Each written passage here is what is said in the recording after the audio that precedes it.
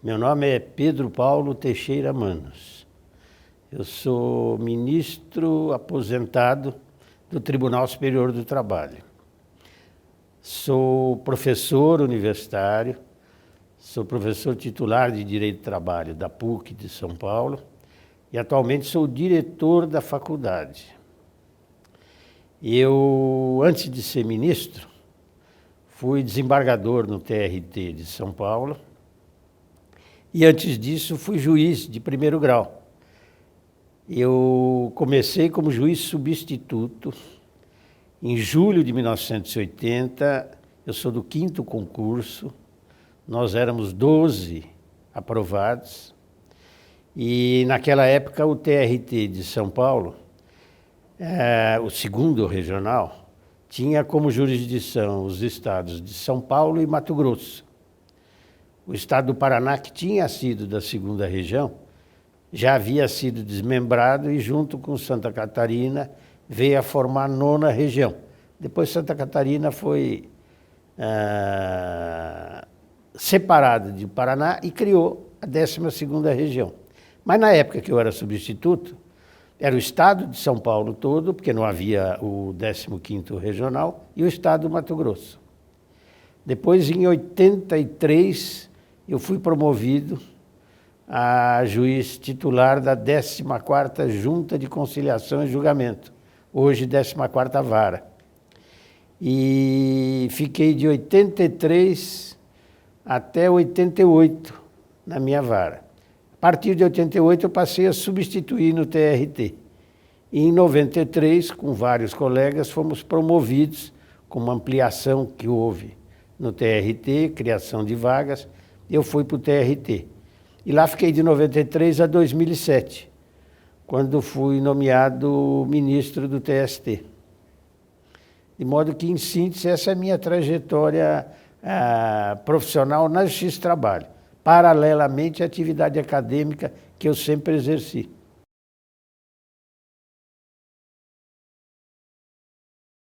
O primeiro contato que eu tive com o TRT de São Paulo foi no ano de 1971. Eu estava no 3º ano da faculdade e o nosso professor de Direito do Trabalho era o professor Cássio de Mesquita Barros Júnior, e o professor Cássio mandou que a gente fizesse um estágio nas juntas de conciliação. E eu estagiei na 4ª junta. Essa junta, o titular era já vou lembrar o nome do titular, mas quem estava substituindo era o Dr. Ralph Cândia. O titular era o Júlio de Araújo Franco Filho. E o Dr. Ralph era muito atencioso e eu achei aquilo formidável, aquela história da audiência de empregados, empregadores. Não entendia praticamente nada, mas prestava muita atenção. E passei, era para ficar 2 ou 3 dias, eu passei a semana toda lá, o Dr. Ralph me convidou para voltar na outra semana, porque ia haver uma instrução interessante. No final das audiências, ele perdia o tempo dele me explicando o que tinha acontecido. E aí eu comecei a gostar da Justiça do Trabalho. No 4º ano da faculdade, eu fui fazer estágio no Ministério Público do Trabalho, na Procuradoria Regional do Trabalho. Isto era fevereiro de 72. E a Procuradoria funcionava no 2º andar do prédio do TRT. A sede do TRT era na Avenida Rio Branco, 285. Só em 1980 é que o TRT passou para a Rua da Consolação.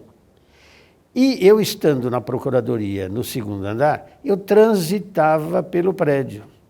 E eu achava muito interessante a dissessão das turmas. Na época, o tribunal tinha 17 integrantes, tinha um tribunal pleno e 3 turmas. E eu, à tarde, quando não tinha audiência, nem na Procuradoria, nem nas juntas, eu ia para o plenário, para a sessão das turmas, para assistir, para entender o que os juízes falavam. E como eu nunca fui muito inibido, eu esperava o intervalo do café, ao término da sessão, e ia perguntar para o relator por que ele tinha votado assim, por que ele tinha votado assado. E a maioria deles se interessava muito pela minha curiosidade. E assim eu fui aprendendo um pouco de processo do trabalho. Paralelamente a isso, quando eu me formei em 73, eu comecei a lecionar. eu ajudava o professor Cássio lá na faculdade. E essa vivência de tribunal me auxiliou muito. Naquele ano de 74, eu fui convidado pelo Dr. Homero Diniz Gonçalves, que era o presidente do TRT, a ser chefe do gabinete da presidência, que era um cargo de provimento isolado, que não precisava ser funcionário do tribunal.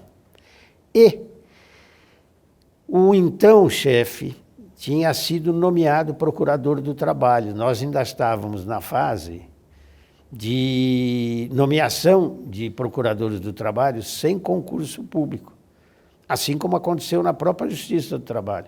O próprio doutor Homero, de quem eu fui auxiliar, era um juiz muito antigo, da época que os juízes eram nomeados, ainda resquício da fase da Justiça do Trabalho administrativa. E eu fui trabalhar no tribunal, no gabinete do doutor Homero. E nós estávamos em 1974, em bom português, no auge da ditadura.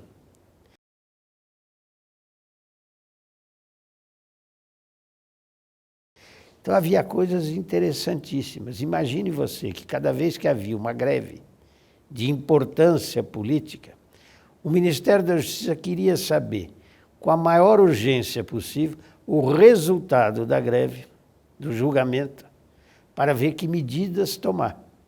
E era cá entre nós uma forma de vigiar, entre aspas, a atuação dos juízes, hoje desembargadores. E esta vigia, esta preocupação do ministro, era acompanhada pelo então presidente. Eu vi e ouvi mais de uma vez, antes do julgamento, a previsão do resultado. E vou lhe contar como, pela forma mais singela. O tribunal tinha alguns automóveis que iam buscar os juízes. E os juízes vinham no carro conversando e falavam do assunto mais importante, que era o julgamento da greve. O motorista ia gravando. Bom, no meu carro vieram 3. Esses 3 vão votar assim. Chegava no tribunal, contava para o chefe da garagem. Mais de uma vez eu vi o chefe da garagem subir no 6º andar e dizer para o presidente: olha, presidente, dos 16, virão só 14 e 8 vão votar assim, os outros 6 assado. Sabia-se do resultado, por causa da garagem do tribunal, antes do julgamento. Então, era um momento muito delicado de severa vigilância da atuação. Se isso acontecia no nosso tribunal, certamente acontecia nos outros. Né? Lembre-se que a ditadura já havia caçado Dr. Alfredo Coutinho, Dr. Fernando Coutinho, Dr. Bandeira Lins, todos juízes do trabalho. Além de episódios ao longo desse período de impedimento de que determinados candidatos ao concurso para juiz tomassem posse. Um caso emblemático, o doutor Aroca, doutor José Carlos da Silva Aroca, excelente advogado, que depois foi desembargador no TRT recentemente, passou no concurso de 1962. E os militares disseram no tribunal: se esse moço tomar posse, no momento seguinte, nós tiramos ele daí. E ele, para evitar um problema para o tribunal, abriu mão da vaga. Esse era o clima que nós tínhamos nessa época. E perdurou isso até o começo dos anos 80. Não havia, pelo menos comigo nunca houve, a não ser uma vez em Jundiaí, uma tentativa direta de os militares se imiscuírem nos julgamentos. Mas havia um clima delicado de acompanhamento das decisões. É interessante, isto até hoje é assim, em função da jurisprudência hoje, o juiz da vara é o juiz mais juiz, no sentido de poder externar, sem limites, a não ser os da lei e da Constituição, aquilo que o processo lhe demonstra. Quando você está num tribunal, você está num colegiado. Quando você está no TST, você tem a jurisprudência do TST. Havia, sim, um clima de intimidação, fundamentalmente nas questões de direito coletivo. porque isso preocupava mais os militares. Então, nas decisões referentes a conflitos individuais, não se sentia uma pressão, pelo menos da minha parte. Esse assunto era tratado com a lei.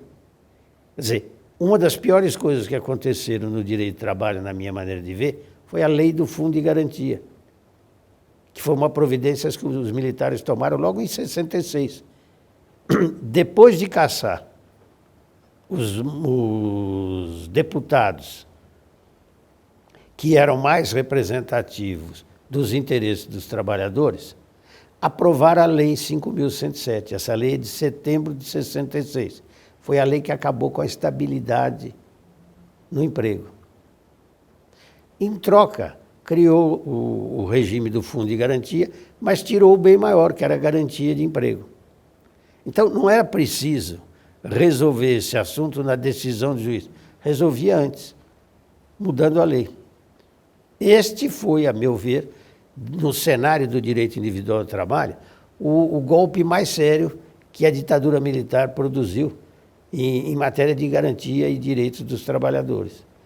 Não havia como o juiz do trabalho reconhecer estabilidade, salvo a situação daqueles que, com o advento da lei, já tinham 10 anos de casa, não transacionaram o tempo de serviço. Agora, nas ações coletivas, nos dissídios coletivos, na atuação sindical, aí sim havia uma severa vigilância, inclusive da atuação dos tribunais, não é? Para evitar que o movimento sindical voltasse a florescer depois de todos os atos que a ditadura praticou para desarticular o movimento sindical no Brasil. Eu acho que o tribunal se manteve muito firme na defesa dos interesses de trabalhadores e de empregadores, à exceção dessas pressões. Tanto as decisões do TRT quanto as decisões das varas eram decisões muito calcadas na lei.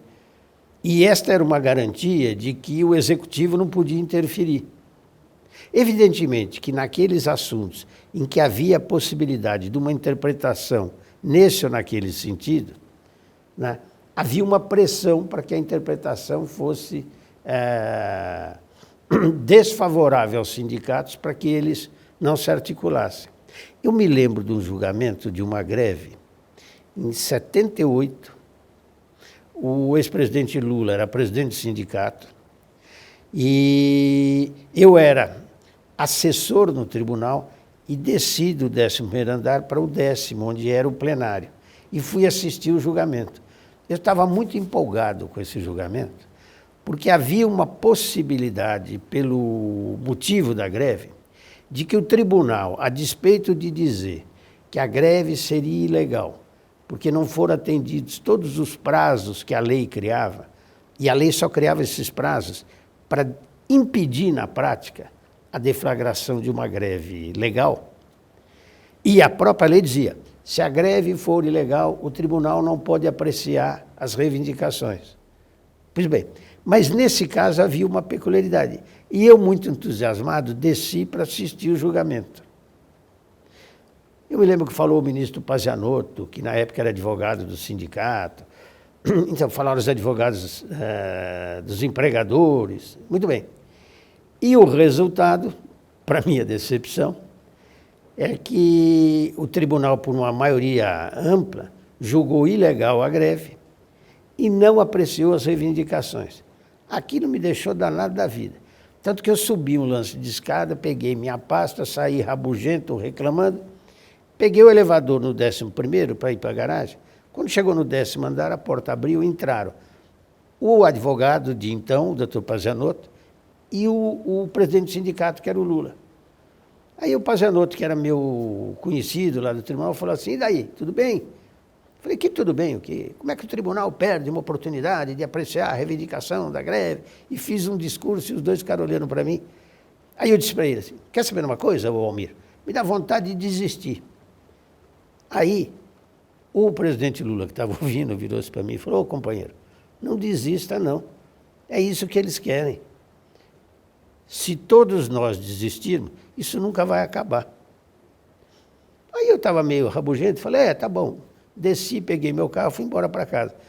No caminho, eu no carro, assim, fresquinho, imaginando que aquele cidadão que tinha dito isso para mim tinha que ir para São Bernardo, no estádio de Vila Euclides, onde estava a Assembleia Permanente, e explicar que o tribunal tinha julgado a greve legal, que era para todo mundo voltar para o trabalho, sob pena de multa. Aí eu falei, bom, se esse camarada que tem esse abacaxi pela frente não vai desistir, acho melhor eu tomar uma providência. E aí eu comecei a dar ouvidos a uma conversa de um colega meu de tribunal, o Odonel Urbano Gonçalves, depois meu colega de concurso, que vinha me convencendo a fazer concurso para juiz. E eu acabei concordando com ele, fiz a minha inscrição, pronto, estou aqui. Mas foi muito interessante, eu me lembro desse episódio com muita clareza e muita alegria.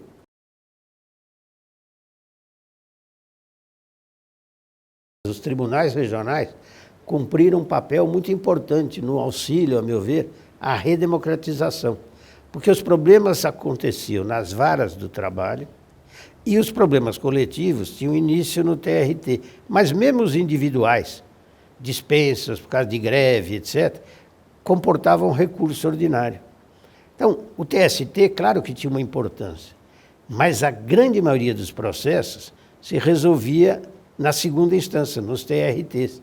Então, o Justiça do Trabalho teve um papel muito importante no auxílio para a redemocratização do país. Acho que o processo do trabalho tem uma estrutura que favorece muito esta proximidade, esta simplificação, e isso é motivo, hoje, na minha cabeça, de muita preocupação.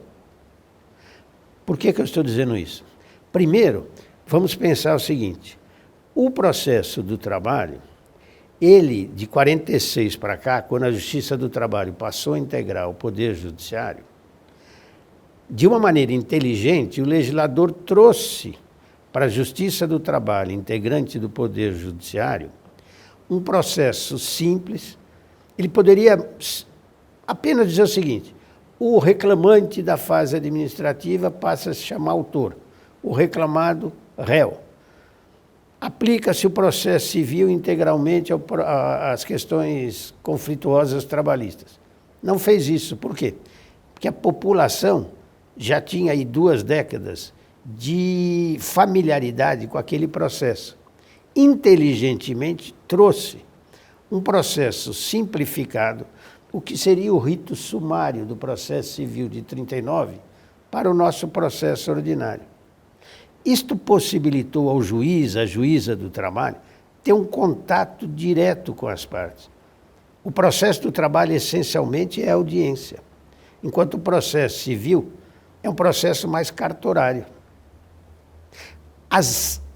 Os avanços que o processo civil vem experimentando de lá para cá, em boa parte, são tirados da CLT com simplificações. O novo Código de Processo Civil, né, desse ano, simplifica em matéria recursal, trazendo algumas experiências do nosso processo do trabalho. Bom, então isto faz com que o juiz e a juíza fiquem mais próximos do conflito. Bom, em segundo lugar, a própria estrutura administrativa da Justiça do Trabalho favorece isso. Na Justiça Estadual, o processo é mais moroso por excelência. Agora, o juiz do trabalho, na medida em que ele percebe que cada decisão dele impacta as relações econômicas, ele tem que ter um cuidado extremo para manter em atividade a empresa, porque sem empresa não tem emprego, sem emprego não há trabalho. Então, o processo de trabalho não pode pretender ser um agente transformador do modelo econômico. De vez em quando você se depara com umas decisões que esquecem que elas têm que se concretizar nesse mundo real que a gente vive, que está muito distante de ser ideal, que é injusto, que merecia uma revisão total, mas não é na sentença que se faz isso. Estado democrático se faz a começar do judiciário obedecer à lei. O juiz sempre teve, tem e terá a liberdade de interpretar a lei para os fins sociais a que ela se destina. Mas o que eu não posso, na condição de juiz, é ignorar a lei, porque eu tenho uma visão de mundo distinta. Como eu tenho. Essa segunda parte, eu cumpro na universidade. Eu escrevo, eu leciono, eu debato. Mas como juiz, eu estou representando o Estado. A segurança que nós temos é que o Poder Judiciário respeite a lei e mostre à sociedade qual é a melhor forma de cumprir a lei. Agora, o nosso processo é, sem dúvida, o processo mais humano, mais próximo das partes. É por isso que, de vez em quando, ele é mal compreendido. O processo não pode ser um procedimento cartorário, você entendeu? Que eu despacho J isso, J aquilo. Eu preciso resolver o conflito. É por isso que o nosso processo, essencialmente, é audiência. E por isso que o nosso processo preza tanto a conciliação, a solução do conflito pelas partes. É por isso que o juiz tem que interferir e dizer às partes, olha, o melhor caminho aqui, neste caso, é um acordo, antecipar o que é que o processo reserva às partes, para que as pessoas tenham noção real de como é que aquele processo caminha. O que a gente não pode é mistificar o processo como se a solução fosse ser mágica. Entendeu? E solução inexequível é solução errada. Quer dizer, eu tenho que proferir uma decisão que eu possa fazer cumprir. E a minha decisão não pode ser um foco da criação de outros problemas. Não é? Mas é por isso que a magistratura do trabalho é tão fascinante. Você tem a experiência concreta de auxiliar as pessoas a resolver seus problemas. Pessoas físicas e jurídicas, empregados e empregadores.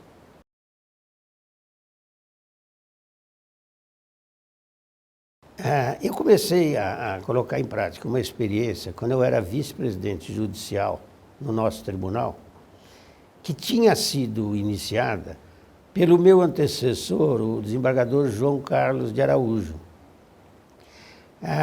Em que consistia? Quando a gente pegava um dissídio coletivo, cujo motivo do conflito era falta de pagamento, atraso de verbas salariais, e a gente ia buscar a razão do conflito. Naquela época, a vice-presidência tinha 2 economistas, o Pedro, que faleceu, infelizmente, e a Tânia, excelentes, que tinham muita experiência em matéria de conflitos trabalhistas. E a gente tinha a empresa, o sindicato e uma comissão de empregados.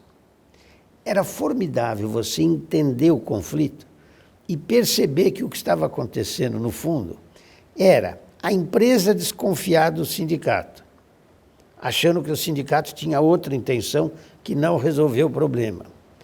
O sindicato desconfiar da empresa, achando que a empresa tinha dinheiro, mas estava escondida embaixo do colchão e mentia dizendo que não tinha. A comissão de empregados desconfiar de ambos, da empresa porque achava que ela tinha dinheiro e do sindicato porque estava mancomunado com a empresa. Na medida que o tribunal interferia, com a concordância dos 3, o que já era uma dificuldade, para tentar fazer uma anamnese da situação, vamos examinar, ver qual é a entrada que essa empresa tem, que receitas tem, que despesas, qual a ordem de importância das despesas, o que é essencial, o que é importante, o que é secundário. Depois que se fazia um quadro dessa natureza, com os 2, a Tânia e o Pedro, conversando com as 3 partes, na segunda audiência, menina, pareciam outros protagonistas. As pessoas mudavam de uma postura agressiva para uma postura de composição.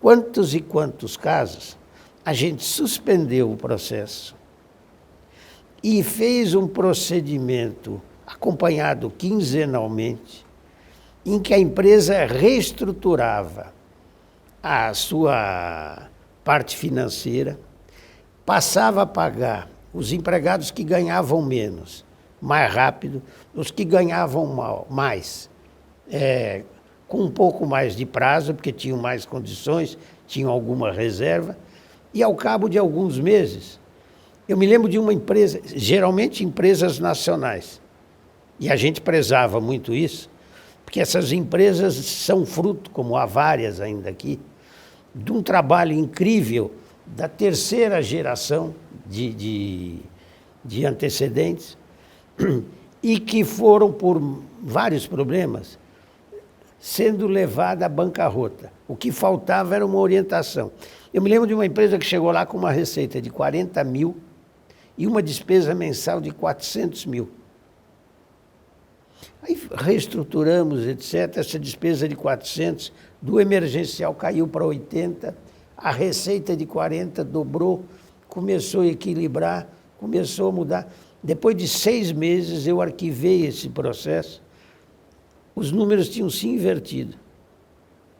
Sindicatos trabalhando junto com a comissão de empregados, os empresários passaram a acreditar no seu próprio empreendimento. Então, era só você criar condições, a gente não fazia nada de mágica, era criar condições para que as partes se entendessem. Bom, isto evoluiu. Hoje, ninguém tem dúvida que a solução dos conflitos, quando é autocomposta, é a melhor maneira. Nós tivemos um exemplo agora nessas férias. Os aeroviários, aeronautas e as empresas aéreas tiveram um problema sério, havia uma greve na véspera da passagem de ano. Houve um dissídio coletivo lá no Tribunal Superior do Trabalho. O ministro Ives Gandra Filho, que é o vice-presidente judicial, presidiu a audiência lá no TST. Fez uma proposta de acordo, fez uma segunda proposta. Esse dissídio foi arquivado pelo ministro Ives, porque as partes chegaram a um acordo. Então, a função da Justiça do Trabalho é muito mais de mediação, de conciliação do que de árbitro. Esse é o tipo de solução que as partes saem comprometidas. Por isso elas cumprem. Nós temos tanta execução de sentença, na minha opinião, em boa parte, porque os protagonistas não se sentem comprometidos com uma decisão do juiz. Sabem que ela é obrigatória, mas não têm um comprometimento pessoal com aquela decisão. A Justiça do Trabalho tem uma jurisprudência hoje que merece um cuidado, que é o seguinte: solução extrajudicial de conflitos, em matéria coletiva pode, em matéria individual não. Esse é um problema que nós precisamos superar. É claro que os juízes estão corretos na medida em que eles se preocupam com eventuais formas extrajudiciais que não deem segurança, principalmente para os empregados.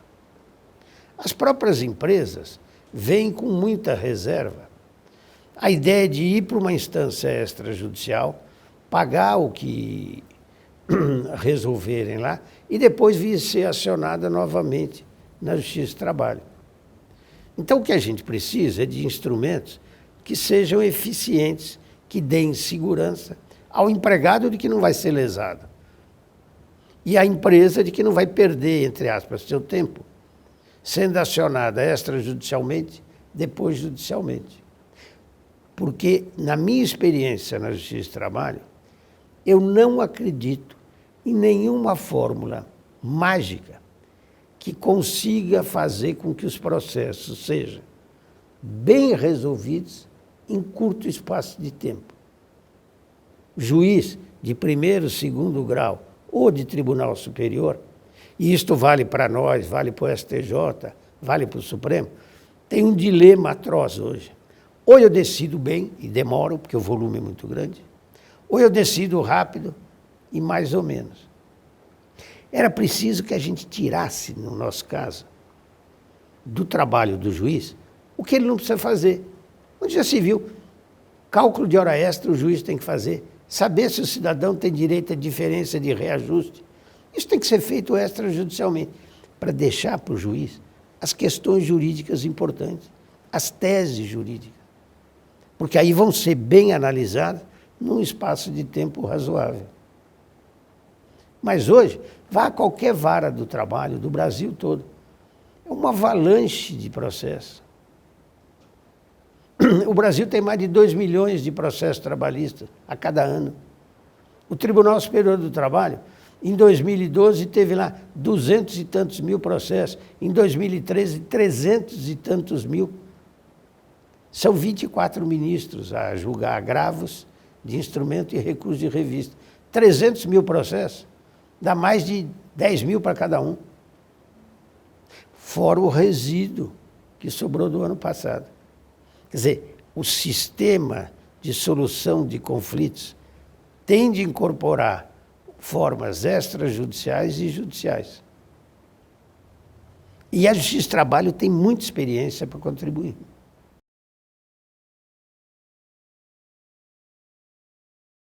Olha, se for fazer uma comparação judiciária, estrutura, a nossa justiça é das melhores. Se a gente for comparar com países da Europa, Portugal, Espanha, França, Itália, a nossa justiça hoje tem um instrumento valioso que as justiças desses países não conhecem, que é a informatização. Então, a nossa justiça, não fosse esse volume absurdo, seria, de longe, a mais eficiente. Não é pelo volume de processo. Agora, existe na estrutura do Estado de determinados países, da Europa, uma vantagem em relação à nossa. Que até, menina, eu achei que com aquela emenda 45, que ampliou a nossa competência, esse problema fosse diminuir. Do que eu estou falando? Da atuação do Ministério do Trabalho em conjunto com a Justiça do Trabalho. Existem experiências interessantes. Ministério do Trabalho, Ministério Público do Trabalho e varas do trabalho, nas questões graves, como trabalho infantil, trabalho análogo à condição de escravo. Mas eu não estou falando desses problemas mais sérios. Estou falando do volume maior, que é de conflitos. Num país como esse, as questões são resolvidas fundamentalmente na instância administrativa. Mesmo em países como a Alemanha, que tem uma justiça do trabalho à semelhança da nossa. Ficam para decidir judicialmente os conflitos jurídicos, mas as questões de fato são solucionadas extrajudicialmente. O Ministério do Trabalho tem uma atuação muito eficiente na composição de conflitos. No Brasil, o Ministério do Trabalho atua na fiscalização, está lá na CLT, no 626 seguintes, na autuação, mas não tem esta atuação no sentido de compor conflitos. Então começa a surgir um problema numa empresa, numa localidade. Por qualquer motivo, a empresa atrasa salário. Quem é que deve intervir? Na minha cabeça, o Ministério do Trabalho tem todos os requisitos necessários para interferir. Pela nossa estrutura, não interfere. Interferir no sentido de ajudar a compor o conflito. Então, isto é um traço distintivo em favor da solução de conflitos nos países da Europa. Agora, quando a questão se volta ao funcionamento do judiciário, o nosso leva uma grande vantagem. O que eu me lembrei agora, a propósito da sua pergunta, foi uma visita que o ministro do Trabalho da Alemanha fez ao TST no ano de 2008, se não me engano. Reuniram todos os ministros, eu estava junto, e o ministro do Trabalho chegou lá com um intérprete. E aí o prédio do TST é muito bonito, nós estávamos numa mesa em frente ao lago, né, uma beleza, e ele perguntou isso, perguntou aquilo, e caiu na asneira de fazer a seguinte pergunta. Quantos processos esse tribunal julgou no ano anterior? Um olhou para o outro e falou, o alemão não vai acreditar. E o ministro Rieder, que era o presidente do tribunal, disse, sei lá, 100 e tantos mil processos. O rapaz, o intérprete, falou para o alemão, 100. O alemão falou, não. eu não quero saber qual é o acervo da justiça, quero saber só quantos julgaram o ano passado. Aí o moço, meio constrangido, em português, falou, olha, ele está achando que esse número que o senhor deu é do número total de processo. Aí o ministro Rede falou, não, estou com a estatística aqui. No ano de 2007, foram lá 100 e tantos mil. E o menino repetiu, eu garanto a você que esse senhor foi embora para a Alemanha, dizendo, ou não entenderam a minha pergunta, ou queriam me fazer de bobo. Porque na cabeça dele, isto é completamente despropositado. Se imaginar que a Corte Suprema Alemã julga nem 20 processos por ano. Compara com o volume de processos do nosso Supremo Tribunal Federal. Claro que a gente não tem que colar uma estrutura na outra, porque são países diferentes, com história diferente. A nossa população é muitíssimo maior que a deles. Mas o espanto do alemão se justifica, como todos nós deveríamos ficar espantados, porque o volume é impressionante. Nos países da América do Sul, uma diferença que nós temos, né, em detrimento do nosso direito de trabalho, é a questão da garantia de emprego. Nesses países, mesmo na Europa, a grande preocupação não é a dispensa individual, são as dispensas coletivas, porque elas sim desestabilizam o meio social, colocam uma opção de pessoas ao desemprego, etc. e tal. Agora, não dá para fazer uma comparação par e passo com Argentina, Uruguai, Paraguai, Chile, Venezuela, Colômbia, Bolívia, porque cada estado federado nosso, sozinho, tem muito mais habitantes do que esses países todos. Então, equacionar um problema desse no Chile é uma realidade. Equacionar no Brasil, pensa o seguinte, Cristina, a zona leste da cidade de São Paulo tem mais de 3 milhões de pessoas que diariamente saem das suas casas e vão trabalhar. E no fim do dia retornam para sua casa. Mais de 3 milhões de pessoas. Muito bem. O Uruguai, o país, tem esse número de pessoas na sua população. Mal comparando, era como esvaziar o Uruguai toda manhã e devolver a população à tarde. Como é que a gente equaciona um problema desse?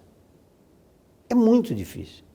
Eu vejo a Prefeitura de São Paulo, agora vai mudar o sistema de transporte urbano, ônibus, vai criar 3 categorias de empresas. Eu fiquei muito entusiasmado. Vai mudar as cooperativas, vai estatizar as garagens.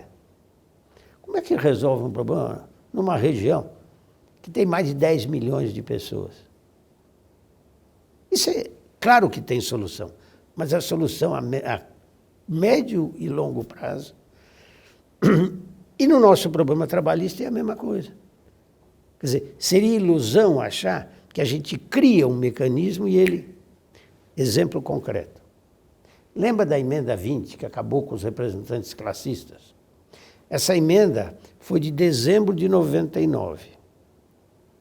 Nós acordamos no ano 2000 e a maioria dos órgãos da Justiça do Trabalho não tinha mais representação classista, salvo aquelas que o mandato de ambos coincidiam. No TST, em fevereiro de 2000, tinha só 2 mandatos de classista em curso. Eram 2 de empregados. Eles ficaram em disponibilidade. Muito bem. O que tem isso a ver com a nossa história? No meio do ano de 2000, entra em vigor a lei que criou as comissões de conciliação prévia, com 2 problemas, a meu ver. Alguns ex-classistas se sentiram atraídos por comandar, entre aspas, essas comissões. Segundo, a lei não previa uma fiscalização rígida pelo Ministério do Trabalho.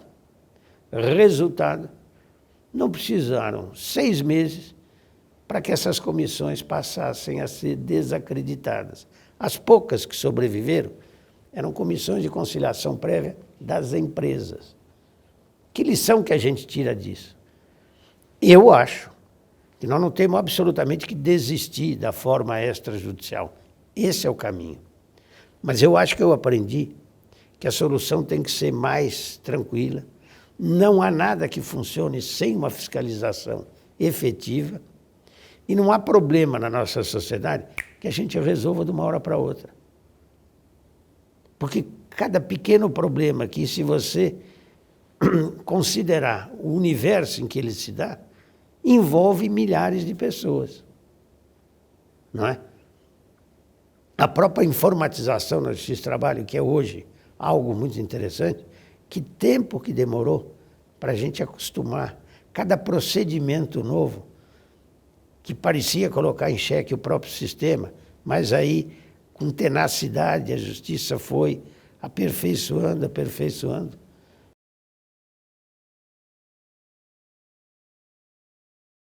Quando eu era juiz substituto, quando eu fui juiz de junta, e confesso que no TRT, eu não concordava com muitas súmulas do TST, data vênia, e decidi várias vezes contrariamente à súmula.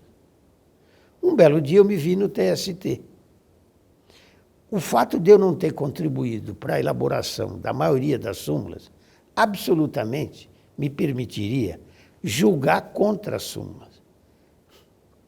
E agora a Lei 13.015, de julho do ano passado, que passa a obrigar na prática os TRTs a uniformizar a sua jurisprudência, vai provocar o mesmo fenômeno com desembargadores. Como é que um desembargador do TRT da 2ª Região não vai cumprir uma súmula do seu próprio tribunal?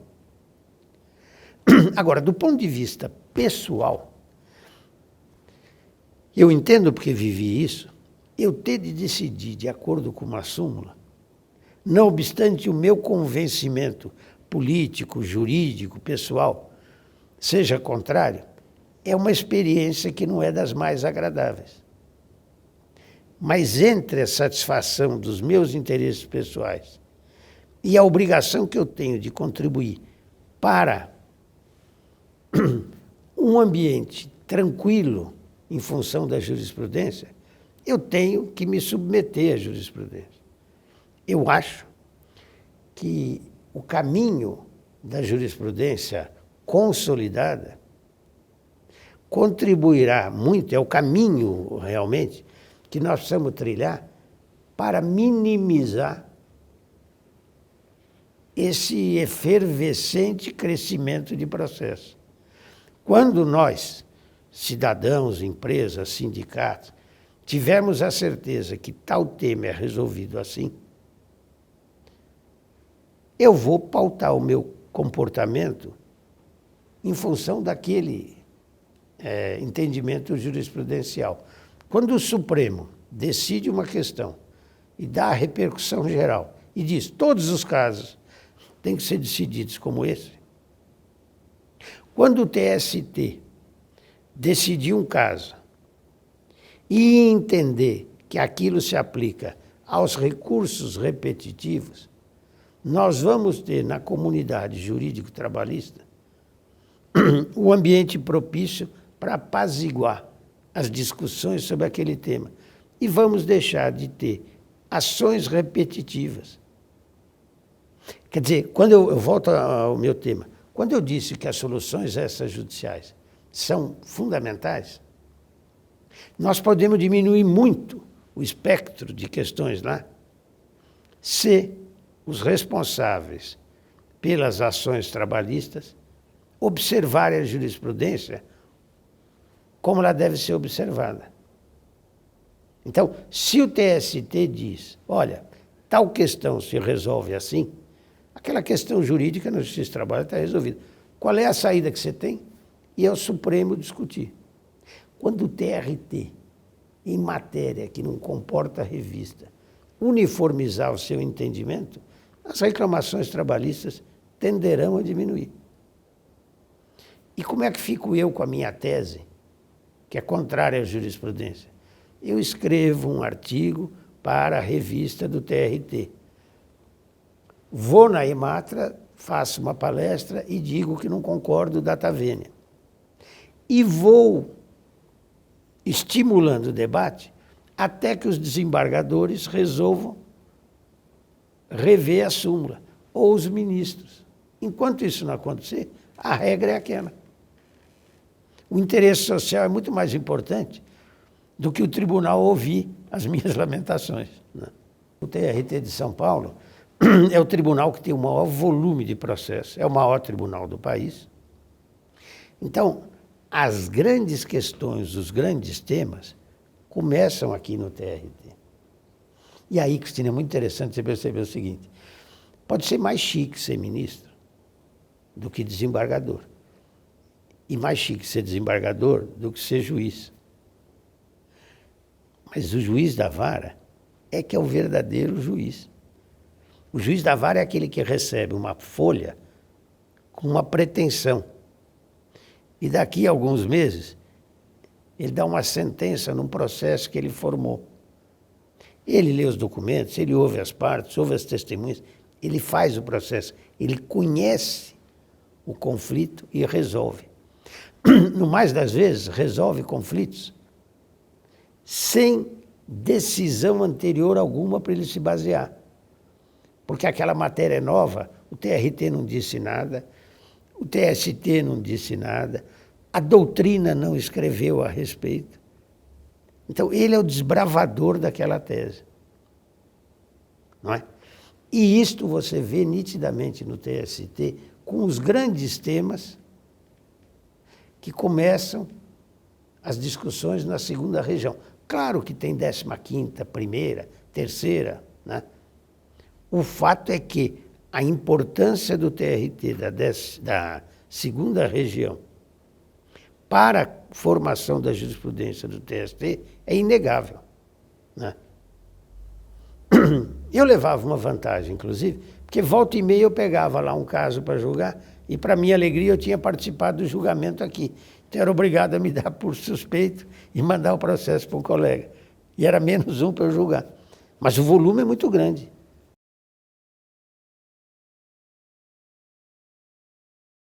Eu me formei em 73 e logo em seguida, estimulado pelo então reitor da PUC, o professor Geraldo Ataliba, eu fui procurar o professor Cássio, de quem eu tinha sido aluno, porque o professor Ataliba falou: você deve ficar conosco aqui, trabalhar, se tem jeito. Aí o doutor Cássio, que é muito simpático, muito elegante, foi me aturando. E ao longo do ano ele foi percebendo que eu gostava do assunto e tal, e eu fui ficando com ele. Fiquei na PUC 74, 75 eu fui viajar, que eu fui estudar na Itália, voltei no final de 75 e daí continuei na PUC. Fui contratado direitinho, fiz o mestrado na USP, porque não tinha direito de trabalho na PUC na época. Depois fiz doutorado em livre docência na PUC. E durante esse tempo todo, eu fui juiz.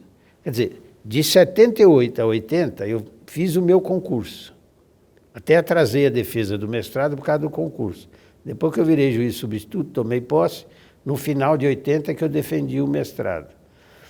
Mas eu sempre tive muita sorte, porque como juiz substituto, eu tinha de cobrir férias e impedimentos dos colegas na segunda região toda.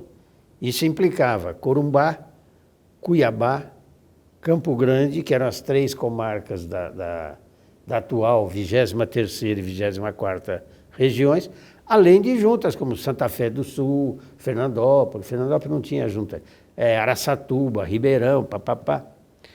Mas eu sempre tive sorte que as substituições que eu pegava me permitiam voltar para dar aula. Naquela época eu dava aula quarta noite e quinta de manhã na PUC. E uma vez eu ia para Jaboticabal. A minha substituição na segunda era Jaboticabal, eu ia ter que ir no domingo, ia ter que ficar um mês sem dar aula. Já estava até me preparando para pedir um colega, quando aí eu encontrei o Carlos Moreira de Luca, que é juiz aposentado, meu colega de concurso, e o De Luca estava escrevendo o doutorado dele. E comentou comigo, nós fomos tomar um café. Eu queria ver se pegava uma comarca bem longe para eu ficar lá para acabar meu doutorado. Eu falei: acabou de achar. Jaboticabal. Ele falou: não, mas Jaboticabal é segunda que vem. Ele estava por dentro. E a minha substituição é só na quarta. Eu falei: então, mas o juiz que iria para Jaboticabal e que gentilmente vai te ceder a substituição, vai continuar auxiliando segunda e terça e na quarta. Para onde você vai? Eu vou para a 25ª, que era junto onde eu comecei, do Aloysio Sampaio, que eu gostava dele muito e de todo mundo. Ele falou, mas e quem é essa alma generosa? Eu falei, eu. Aí saímos de lá, fomos no tribunal, falamos com o pessoal lá no tribunal e resolvemos o assunto. Então, seria a única substituição em 3 anos que eu fui substituto, que me atrapalharia o magistério, mas não atrapalhou, porque eu fiquei na 25ª, continuei dando minhas aulinhas, né? E a Cibele, gentilmente, falou, olha, se eu não achasse problema, porque o que aconteceu com isso? Eu fiquei mais 2 dias recebendo como auxiliar e não como titular. Mas isso não fez muita diferença no orçamento. E do ponto de vista emocional, intelectual e profissional, são 2 atividades que se completam muito. Não é por outro motivo que a própria Constituição diz que o juiz não pode exercer outra atividade, salvo um cargo de magistério, no ensino público ou privado. De modo que você tem a possibilidade para os seus alunos de aliar a teoria com a prática da sua atividade como juiz.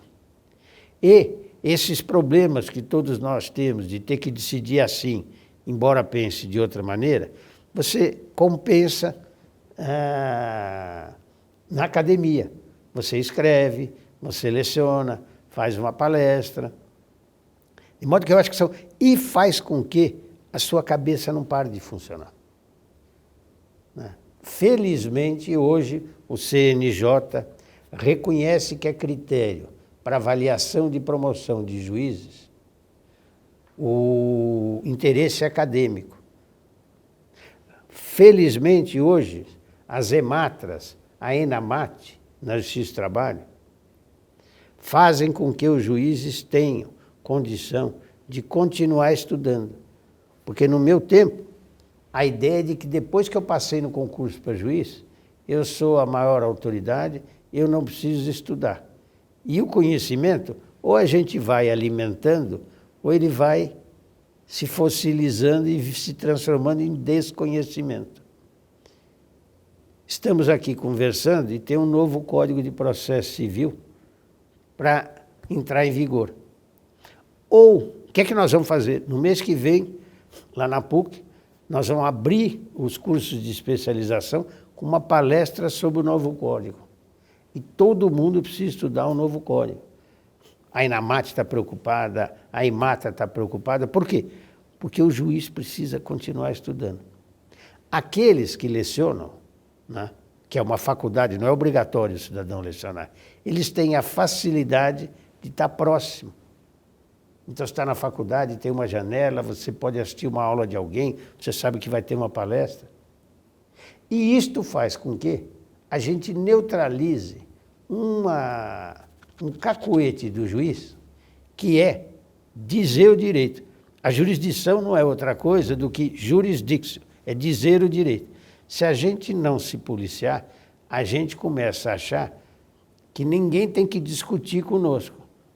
Tem que ouvir e balançar a cabeça no sinal afirmativo. Porque nós sabemos, nós decidimos. O conhecimento não é meu ou seu. O conhecimento é de todo mundo. E eu preciso ter claro comigo que a minha opinião, por melhor que seja, pode não prevalecer. Na universidade, a gente treina isso. No judiciário, não. Aí eu brincava com os colegas que a experiência na universidade, aquela garotada, aquela juventude, a molecada de sandália havaiana, de bermuda e camiseta, e do outro lado, o judiciário, todo mundo engravatado, muito sério, data vênia, etc. A junção desses 2 universos dá uma pessoa normal. Né? Não que eu me pretenda uma pessoa normal, mas pelo menos eu tenho a dimensão do que é a normalidade. Porque nós temos os extremos. Tem um cidadão na universidade que acha que está na praia, né, constantemente, quando não está, e tem alguém no judiciário que se acha acima da posição que deve assumir. Então, a universidade ajuda a perceber, se não outra coisa, o ridículo dos 2 extremos. E convida o cidadão a ter um comportamento mais adequado. Né? Agora, isso que você falou, que seria muito interessante. Eu sou do tempo que o pleno do TRT criticava o juiz que lecionava.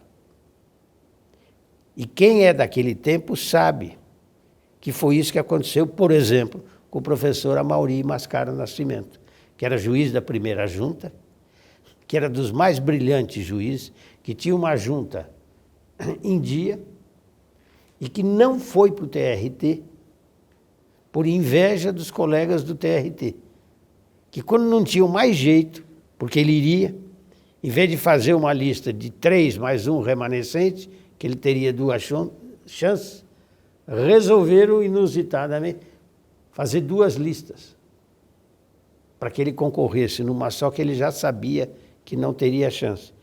E ele no café, em frente ao prédio da Avenida Ipiranga, e eu estava auxiliando o Amaury, ele falou, olha aqui, ó, eu estou em férias, a partir da semana que vem, e como eu não vou para o tribunal, porque o tribunal não quer que eu vá, eu já pedi minha aposentadoria. Eu virei para ele e falei, mas escuta, você vai sair daqui, nós vamos perguntar para quem? Ele deu uma risada e falou, ó, já está na hora de vocês começarem a responder, em vez de perguntar. E o tribunal, infelizmente, perdeu um desembargador da maior envergadura. O que para ele acabou sendo muito bom, porque ele continuou a carreira universitária e foi advogar e continuou cada vez mais brilhante. Quem perdeu foi o tribunal. Tudo por um preconceito. Porque a ideia era a seguinte, se eu sou juiz e tenho muito serviço, como é que aquele outro pode querer ser juiz e professor? Eu ouvi no corredor do tribunal dizer, Amaury faz da justiça um bico.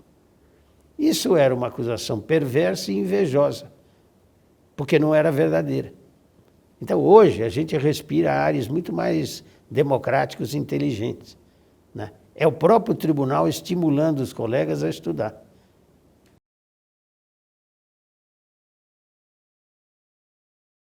Uma característica que a gente tem que ter para dar certo como juiz é cada vez ter menos certeza. Quanto menos certeza eu tenho, mais eu procuro entender, estudar e aprender. Agora, esse juiz, agora mesmo o tribunal aprovou 51 candidatos, né, que recém tomaram posse.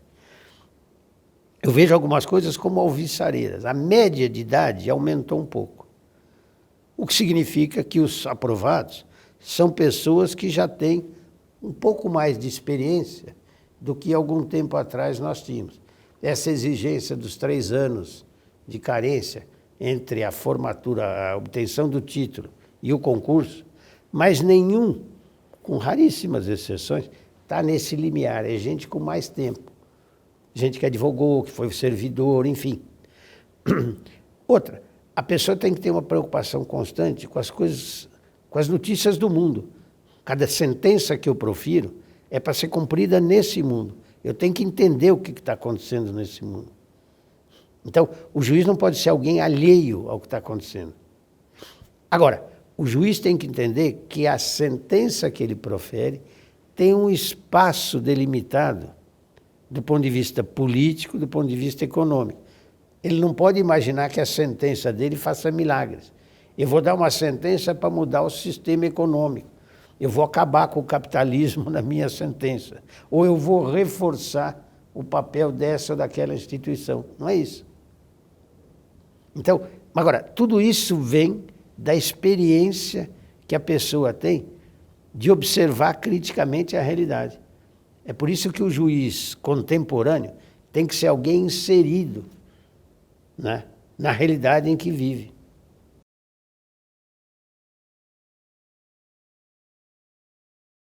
Olha, eu acho que o desafio grande é buscar formas de solução de conflito, judiciais fundamentalmente, porque aí é o tribunal, mas mesmo extrajudiciais, que possibilitem que esse esforço incrível que juízes fazem e servidores fazem resulte numa prestação segura e rápida.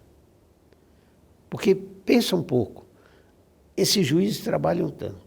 Os servidores das varas, dos tribunais, trabalham tanto e a população insatisfeita com o serviço que se presta. Porque eu entrei com o meu processo em fevereiro de 2011, nós estamos em 2015, eu não tenho a sentença ainda.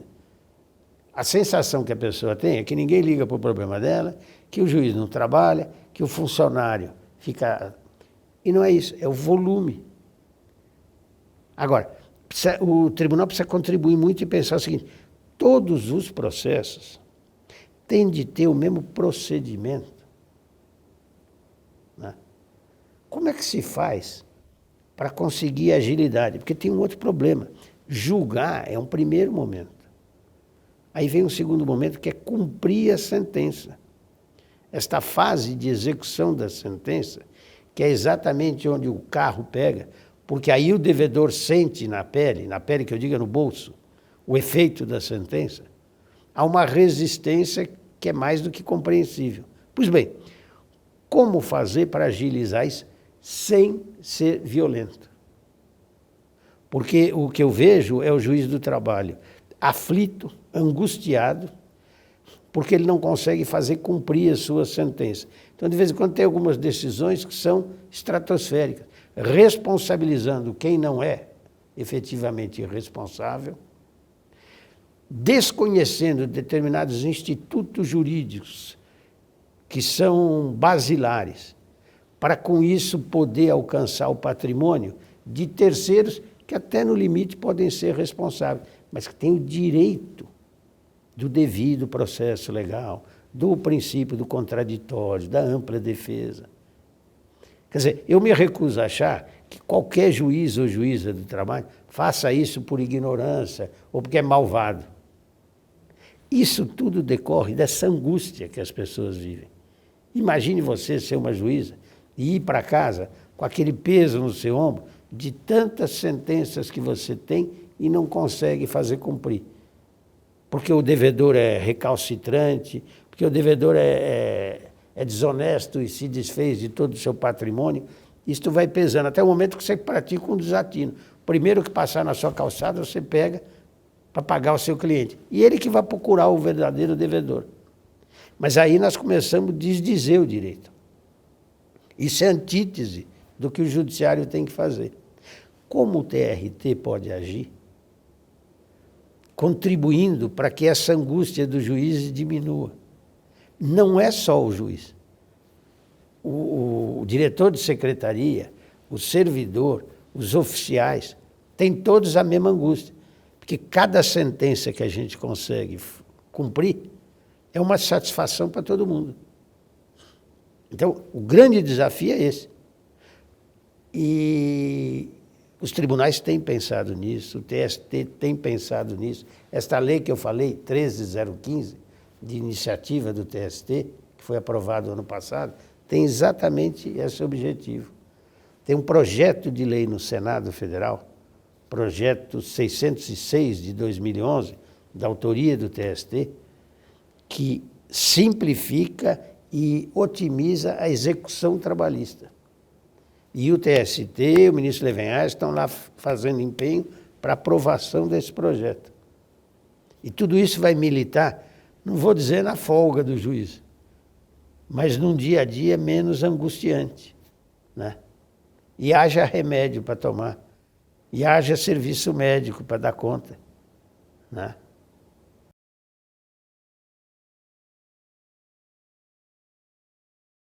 Eu fui para o TRT2 a primeira vez para trabalhar. Eu fui como estagiário lá na junta do Dr. Júlio, do Ralph Candy.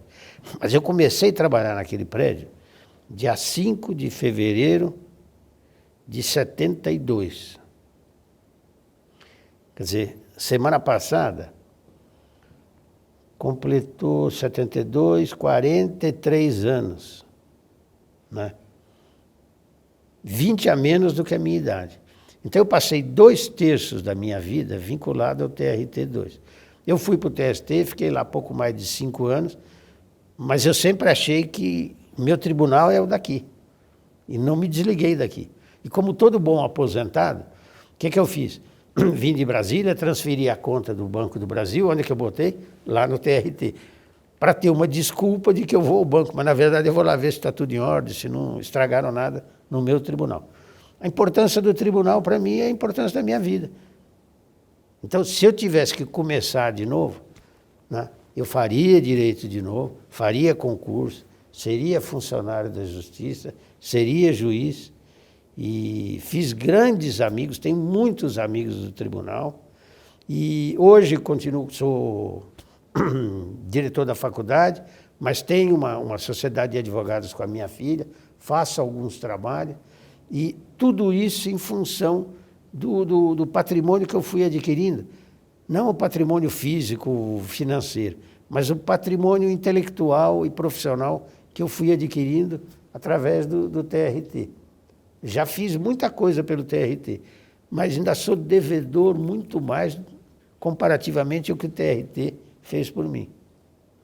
Então, eu simplesmente sou o maior fã do TRT da 2ª Região.